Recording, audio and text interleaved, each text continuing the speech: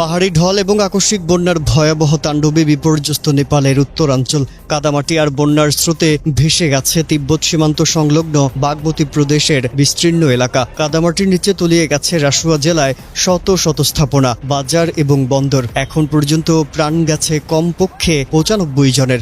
নিখোঁজ প্রায় 400 পর্যটক, যার মধ্যে শতাধিক ভারতীয়। রয়েছেন ব্রিটিশ এবং মার্কিন নাগরিকও। এদিকে সহায়তার আশ্বাস দিয়েছেন ভারতীয় প্রধানমন্ত্রী নরেন্দ্র মোদী। বুধবার স্থানীয় সময় সকাল 8:30টার দিকে এই তুষারধস আকস্মিক বন্যার ঘটনা ঘটে। এর আগে CNS 17 জনের মৃত্যুর তথ্য জানিয়েছিল। দুর্ঘটনায় হতাহতের সংখ্যা আরও বাড়তে পারে বলে আশঙ্কা করা হচ্ছে। এদিকে Nepal tourism board social media এক্সে শেয়ার করে একটি হালনাগাদ তথ্য দাবি করেছে। তারা মোট 384 জন পর্যটককে নিখোঁজ হিসেবে শনাক্ত করেছে। এদের মধ্যে 291 জন বিদেশি নাগরিক এবং 93 জন নেপালি নাগরিক। নিখোঁজদের মধ্যে যুক্তরাজ্যের 12 জন নাগরিক রয়েছেন বলে জানান তারা। একমাত্র স্মার্ট সিটি বসুন্ধরা, আধুনিকতায় এক ধাপ এগিয়ে।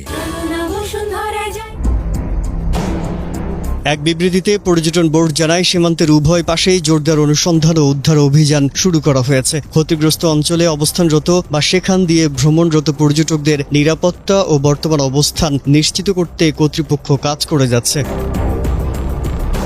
চীন নেপাল সীমান্তের নিম্নাঞ্চলের বেশ কয়েকটি জেলা এতে ক্ষতিগ্রস্ত হয়েছে। কর্মকর্তারা জানিয়েছেন, এতে ব্যাপক প্রাণহানি ও সম্পত্তির ক্ষয়ক্ষতি হয়েছে, তবে তারা এখনও কোনো স্পষ্ট হিসেব জানাতে পারেনি।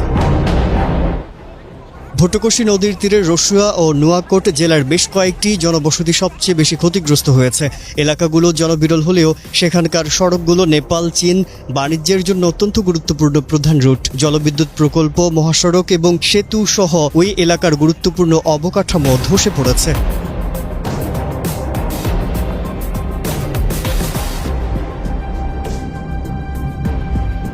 International desk, Kaler Kantho.